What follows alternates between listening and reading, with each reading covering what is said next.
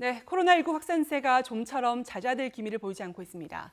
수도권과 대전, 광주를 중심으로 확산세가 계속되고 있는 가운데 이달 들어 하루 신규 확진자가 평균 50명을 넘어섰고 60명대를 넘어선 것도 4차례나 되는데요. 자세한 내용을 천은미 이대 목동병원 호흡기내과 교수와 함께 살펴보겠습니다. 안녕하십니까? 안녕하세요. 네, 일단 오늘 환자 상황부터 짚어보면요. 오늘 35명이 발생을 했는데 어떻게 보십니까? 좀 감소한 걸로 받아들여도 될까요? 네, 어제보다 조금 한 10명 정도 감소한 것 같습니다. 여전히 이제 국내와 해외 비율이 비슷하고요. 오늘은 이제 해외가 조금 적게 나왔지만 아마 비슷한 상황이 유지가 되고 있기 때문에 현재는 사실 국내도 문제지만 해외 입국에 의해서 계속 확진자가 늘고 있고 다행히 이제 정부에서 다음 주 월요일부터 해외 입국자에 대해서 조금 검역에 대해서 다른 또 방침을 내린 것 같습니다. 그래서 지금 상황은 국내 관리도 필요하지만 해외 입국이 같이 관리가 필요한 두 단계를 동시에 같이 해야 된다고 생각합니다. 네, 국내 입국의 상황부터 조금 더 살펴보면 지금 수도권과 대전, 광주를 중심으로 해서 확산세가 계속되고 있는데 이런 가운데 서울에서도 대형 빌딩에서 새로운 집단 감염 사례가 발생을 했다고요? 네, 그 광화문 쪽에 있는 빌딩에서 이제 사무실이죠. 거기에서 한 6명 정도가 지금 감염이 됐는데 6일 날 이제 지표 환자분이 경기도 거주시고 다른 분들이 감염되신 분들이 보면 지역이 좀 다양하세요. 그래서 뭐 성북이나 이런 강동 쪽에 계신 분들이기 때문에 그분들이 또 본인도 모르게 가족들이나 또 지인들을 감염시켰을 수가 있기 때문에 빠른 시간 내에 그 밀접 접촉이나 접촉하신 분들을 찾아내는 것이 효과적이라고 생각합니다. 네. 서울 상황은 이렇고 지금 가장 우려스러운 쪽은 광주가 아닐까 싶은데요. 확산세가 전국에서 가장 빠르고 또 확진자도 많이 발생하고 있는데 병상 부족 문제가 최근에 지적되고 있습니다. 네. 어떻습니까? 수도권 같은 경우는 병원이 좀 많죠. 그런데 이제 광주나 대구처럼 지방병원인 경우에는 일정 병상밖에 없기 때문에 확진자가 갑자기 느는 경우에는 그 환자들을 다 수용할 수가 없습니다. 그래서 경증 환자인 경우에는 초기에 대구에서도 이제 생활치료시설을 마련하면서 조금 정리가 됐는데 광주 같은 경우는 생활치료시설이 바로 준비가 안 돼서 아마 다른 충남 쪽으로 경증 환자들을 이송하는 걸로 알려져 있습니다. 사실은 경증 환자인 경우에는 병원에 입원을 하지 않더라도 생활치료시설에서 이 환자들이 타인에 대한 감염을 좀 차단해주고 혹시라도 증상이 생기면 이제 병상으로 입원을 하는 그런 과정을 밟으면 됩니다. 그래서 다른 지자체에 대해서도 가을이 오게 되면 독감철과 겹치면서 많은 환자가 발생할 수가 있습니다. 지금이라도 지자체별로 생활치료시설은 반드시 준비를 해 주셔야 될 것 같고요. 병상에 대해서도 좀 더 병상 확보가 꼭 필요하다고 생각합니다. 네, 이런 상황인데 오늘 신규 확진자 가운데에서도 35명 가운데서도 지금 지역별 발생 현황을 보니까 광주가 9명으로 최다고요. 그리고 서울이 8명 이렇게 두 곳에서 가장 많이 발생을 했는데 이렇게 신규 확진자가 35명 수준이라고 조금 줄어들었지만 광주와 서울에서의 집단 발생이 계속되고 있다고 한다면 이 추세가 감소 추세로 이어지지 않고 또다시 확산될 가능성도 있다고 볼 수 있을까요? 네, 지금 거의 뭐 1주, 2주간 계속 환자 수가 40에서 50명을 왔다 갔다 하고 있습니다. 지금 어떤 감염고리가 차단이 안 되면 이 상태는 계속 확산이 될 수 있고요. 저는 걱정하는 것은 이제 여름에는 사실 바이러스 감기가 거의 없어요. 그렇기 때문에 코로나19에 대한 치료만 하게 되지만 9월이 들어가게 되면 빠른 시기에는 9월 초부터 독감이 유행을 합니다.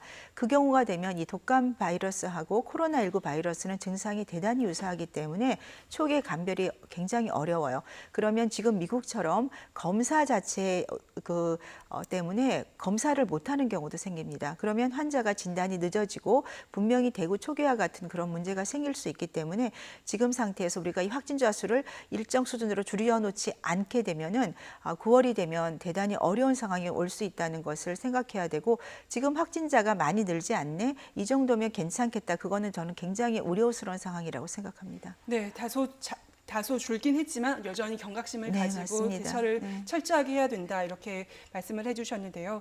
지금 연결고리, 집단 감염의 연결고리로 지목되고 있는 것이 방문 판매 업체들입니다. 네. 광주도 그렇고 수도권에서도 방문 판매 업체발 집단 감염이 계속 확산되고 있는데 이 방문 업체발 집단 감염이 계속 확산하는 근본적인 원인은 어디에 있다고 보십니까? 방문 판매 업체는 특성상 소수의 사람들이 밀접하게 접촉을 해서 상품을 설명하거나 또 이제 전시회에서 계속 이제 같이 있게 되죠. 그 과정에서 비말 감염도 잘 될 수 있고 또 장시간 머무르는 과정에서 또 우리 음식이나 그런 다과도 같이 하게 되기 때문에 거의 가족간처럼 접촉을 하게 되는 과정이죠. 그리고 한 번이 아니라 여러 번 만날 수가 있죠. 그 과정에서 접촉에 의한 감염이 제일 높고, 그러니까 소규모 모임 중에서는 지금 방문 판매 업체가 가장 많이 나오는 이유가 지금 말씀드린 자주 만나고 장시간 같이 있고 가까이에서 대화를 하는 과정에서 감염이 된다고 생각합니다. 이게 판매라는 행위가 이루어져야 되다 보니까 아무래도 설득, 설명 그렇죠. 이런 부분이 있어야 네. 될 것 같고 또 일부 업체에서는 판촉 행위의 그 과정으로 노래를 부른다거나 이렇게 조금 그런 활동도 포함을 해서 하고 있다고 하는데 그런 것도 비말을 더 침방울을 더 확산시키는 매개가 될 수 있는 거죠. 네, 그렇죠. 말을 하는 과정에도 바이러스가 많이 나오지만 노래를 하거나 그런 경우는 훨씬 많이 나올 수가 있습니다. 그러면 가까이 계신 분들이 가장 감염원이 되는 비말 감염을 할 수 있고 또 대부분 야외에서 하는 것이 아니라 실내에서 하기 때문에 장시간 머무르는 경우에는 공기 전파 감염도 있기 때문에 단체로 감염이 되는 확률도 높다고 생각합니다. 네, 이렇게 방문 판매 업체발 감염이 계속되고 있는데 근본적으로 차단을 하려면 어떤 대책이 취해져야 될 것으로 보세요? 그러니까 방문 판매 자체를 조금 줄이는 것이 필요하고요. 방문 판매를 하더라도 짧은 시간에 설명회를 하고 그리고 많은 분들이 같이 있지 않고 제일 중요한 것은 마스크 착용이라고 생각합니다.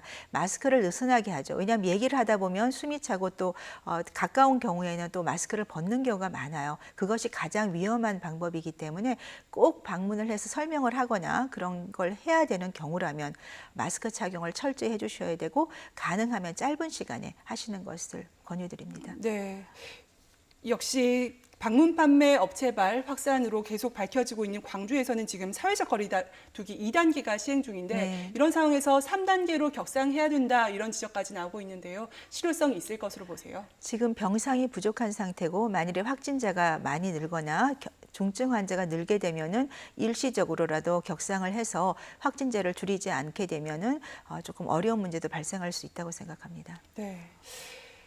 이 방문 판매 업체와 함께 또 다른 집단 감염의 매개로 지목되고 있는 것이 교회. 네. 교회 예배가 아닌 교회 소규모 모임인데요. 이와 관련해서 정부가 어제부터 교회의 소모임 금지 방침을 시행했습니다. 정은경 본부장의 얘기부터 들어보고 오겠습니다. 금일 18시부터 교회에서의 핵심 방역 수칙 준수가 의무화가 됩니다. 교단과 신도들의 자발적인 참여와 협조를 당부드리며 철저하게 방역 수칙이 지켜지는 곳이라면 제한을 해제할 그런 계획이 있다는 말씀을 드립니다. 네, 오늘 주말을 앞두고 어제 저녁부터 정규 예배 이외에 교회에서 하는 모든 모임 또 행사가 금지됐는데 왜 교회 소모임만 이렇게 강화된 방역 조치에 적용 대상을 두느냐 이런 반발도 있습니다. 이 교회 소모임이란 특성이 어떤 것 때문에 이렇게 교회를 일단 기준으로 대상으로 시행이 됐다고 보십니까? 교회 소모임은 많은 분들이 굉장히 여러 소모임을 많이 갖는 걸로 알려져 있습니다. 아무래도 같은 목적을 가지고 성경 공부도 하고 그러시다 보니까 가까이에서 말을 많이 하게 되죠. 그러다 보니까 마스크 착용이 조금 느슨해지는 경우도 분명히 있을 거고 또 그 과정에서 이렇게 바깥에서 모이는 경우도 있지만 실내에서 모이는 경우도 꽤 있거든요. 그 과정에서 이제 얘기를 하면서 다과도 하시다 보니까 본인들이 뜻하지 않게 감염의 경로가 되는 경우가 많습니다. 그래서 지금 같은 이렇게 확산세가 있는 경우에는 교회분 입장에서는 사실은 조금 불편한 점이 많으실 거예요. 다른 모임들은 왜 금지가 안 되는데 교회 소모임만 금지가 되냐. 교인들께서 이제 많은 모임들이 있다 보니까 그 중에서 일부분에서 감염 경로가 될 수 있다. 이런 경우에는 조금 우리가 그 온라인으로 같이 회의를 한다든지 그런 모임으로 조금 자제를 해주시면 좋을 것 같고요. 말씀하셨듯이 방역 수칙 수칙이 잘 돼서 확산세가 줄어들게 되면 다시 하실 수 있게 해주신다고 하니까 일시적으로라도 조금 협조가 필요하다고 생각합니다. 네, 내일 현장 예배를 진행하는 곳이 많을 텐데 예배가 끝나면 집으로 귀가하시고 네. 소모임은 가급적 참여하지 않는 그런 협조가 절실한 시점으로 보입니다. 또 수도권 확진자 수가 17일 만에 한 자리로 내려오면서 정부가 넉 달 이상 문을 닫았던 사회복지시설의 운영은 재개할 계획이라고 밝혔는데요. 이와 관련해서도 김강립 차관의 얘기 듣고 오겠습니다. 코로나 장기화로 휴관이 길어지면서 누군가의 도움이 절실한 계층의 돌봄 공백도 심각해지고 있습니다. 공적 서비스가 담당하던 돌봄을 가족이 떠안으면서 안타까운 사건들이 발생하기도 하였습니다. 지자체별로 위험도를 평가해서 약 일주일간의 준비 기간을 가지고 운영을 시작할 것입니다. 무더위 쉼터 등 사회복지시설의 단계적인 운영 방안을 지방자치단체가 확진자 발생 동향 등을 종합적으로 판단하여 재개하게 됩니다.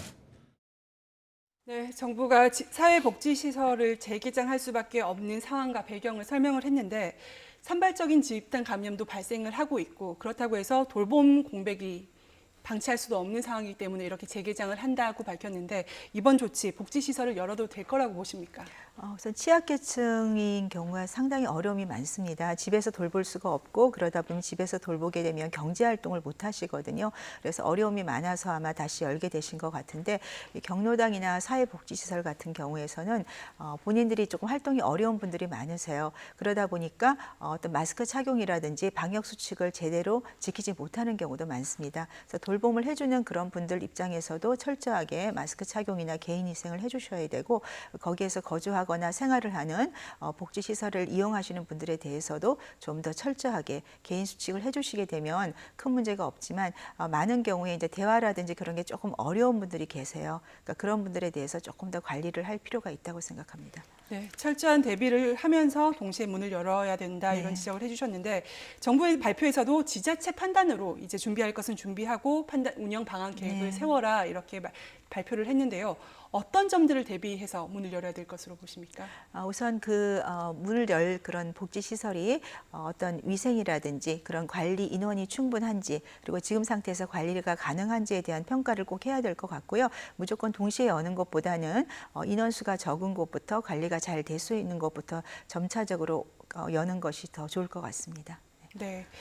지금 복지시설이라는 곳의 특성을 살펴보면 면역력이 취약한 노인들이라든지 고령층이라든지 또 아프신 분들이 주로 이용하는 곳이 많은데요.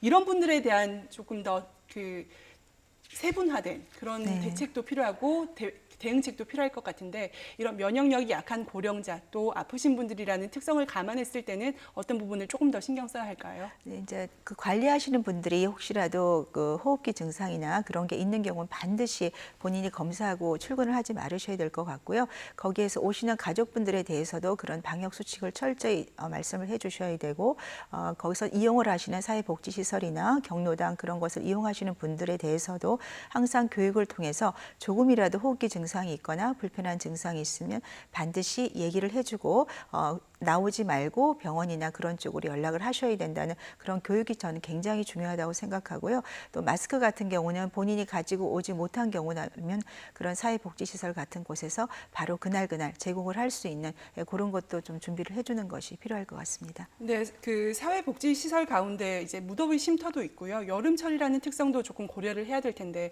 연일 30도 안팎의 무더위가 이어지고 있어요. 이런 상황에서 무더위를 피해서 실내 에어컨이 틀어져 있는 무더위 쉼터라든지 시설을 찾으시는 분들도 계실 것 같은데 또 에어컨을 작동하는 데 있어서도 약간의 우려되는 부분이 있잖아요. 그런 부분에 대해서는 대책을 어떻게 세워야 될까요? 너무 더운 여름에는 사실 에어컨을 안 틀 수가 없거든요. 그래서 에어컨 온도를 조금 약하게 하고 그리고 환기를 자주 하는 게 굉장히 중요합니다. 우리가 위생 중에서 마스크도 굉장히 중요하지만 그것과 더불어 실내 생활에서는 환기가 필수적이기 때문에 1시간에 한 번 정도는 전체적으로 창문을 열어서 환기를 해주시고 그리고 에어컨 자체의 트는 시간도 조금 최대한 줄이는 것이 필요하다고 생각합니다. 네, 사회복지시설 재개하면서 이런 다양한 부분에 대한 대책이 필요할 것 같습니다. 또 다른 내용을 한번 살펴보겠습니다. 우리 국민에게 코로나19가 얼마나 확산됐는지 추정할 수 있는 항체 검사 중간조사 결과가 발표됐는데 항체 형성률이 사실상 제로 수준에 가까운 것으로 나타났습니다. 항체 조사 결과부터 조금 해석을 해주시죠. 네, 한 3,000명 이상을 검사를 했는데 딱 한 명이 중화항체가 발견이 됐다고 합니다.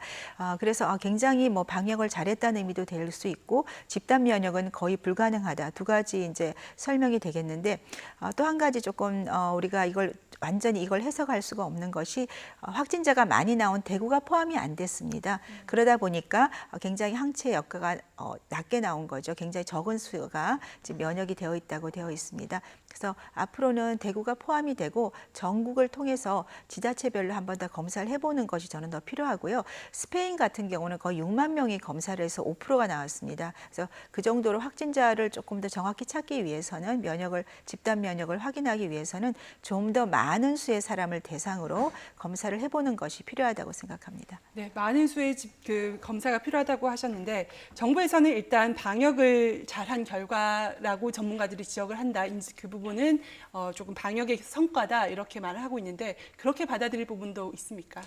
전체적으로는 이제 숫자가 낮다는 거는 이제 방역을 어느 정도 잘했다는 거는 분명히 맞는 것 같습니다. 그래서 지금까지처럼 방역을 잘하는 건 필요하지만 이 자료만 가지고 국민의 우리 집단 면역이 이 정도라고 하는 거는 아직은 조금 더 검사가 필요하다고 생각합니다. 네, 지역 사회에 이제 확인되지 않은 감염이 이미 만연해 있다 이런 불안감에 대해서는 조금 그래도 조금 덜 불안해해도 되는 지점이 있다고 보시는지요?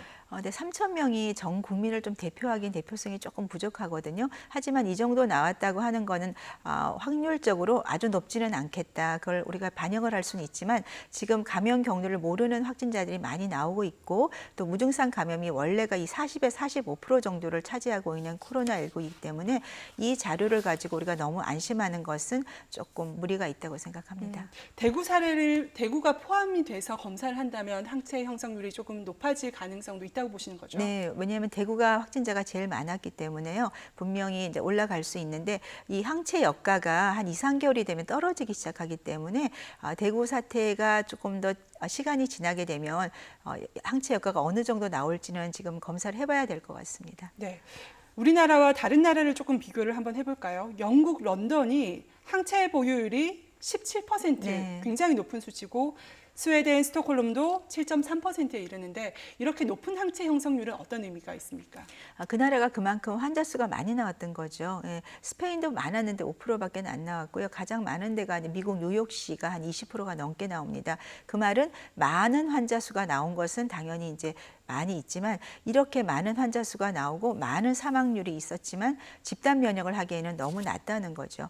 결국 코로나19는 집단 면역을 통해서 그러니까 병을 앓음으로서는 절대 집단 면역을 할 수가 없고 백신을 통해서만 집단 면역을 할 수 있다는 그런 것을 반영한다고 생각합니다. 네, 집단 면역이 거의 이루어지지 않기 때문에 백신, 치료제 얘기를 해주셨는데 그렇다면 아직까지 치료제와 백신이 공급되지 않은 상황이라면 개인 방역 수칙 준수가 어느 때보다 중요할 수밖에 없겠네요. 네, 전 세계적으로 확진자가 많은 미국이라든지 브라질 같은 경우에는 초기에 마스크 착용이 매우 좀 안 됐었고요. 지금도 사회적 거리두기나 그런 것이 부족하다 보니까 미국 같은 경우는 하루에 7만 명이 지금 나오고 있고 일부 지역에서는 병상이 하나도 없습니다. 그리고 검사가 폭주하다 보니까 검사를 기다리다가 환자가 발생하는 경우도 있고 이것이 각국마다 만일에 환자 수가 많이 늘면 어디나 발생할 수 있는 거죠.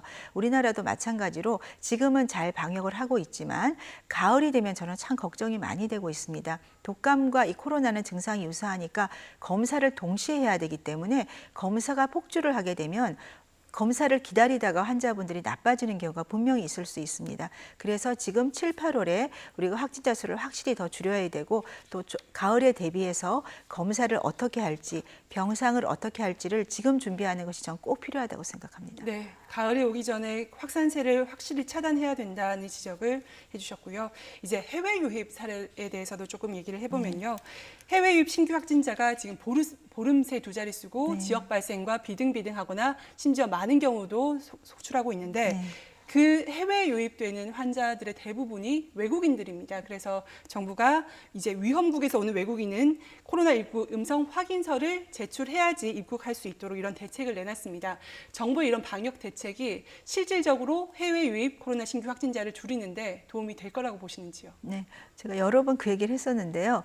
도움이 될 겁니다. 왜냐하면 검사를 48시간 이내에 인증기관에서 검사를 받아야지만 우리나라로 입국을 하실 수 있기 때문에 특히나 산업 인력으로 들어오는 분들 입장에서는 많은 분들이 조금 못 들어오실 수가 있죠. 국내에서는 이런 이제 외국 입국자들 중에서 확진자가 늘게 되면 검사뿐 아니라 병상 자체가 많이 부족해질 수 있어요. 그래서 이 입국 제한을 하시는 거는 이런 검역을 통해서 꼭 필요한 거라고 생각하고요.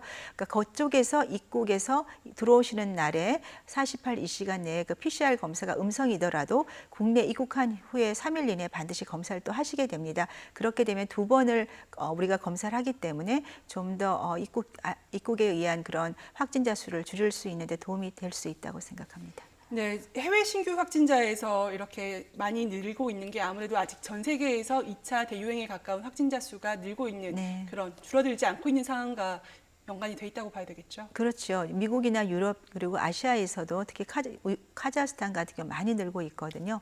그런 경우는 당연히 들어온 입국자에서 확진자가 늘 수밖에 없고 그렇게 확진자가 많은 국가에 대해서는 지금과 같은 검역 절차를 시행하는 것이 도움이 된다고 생각합니다.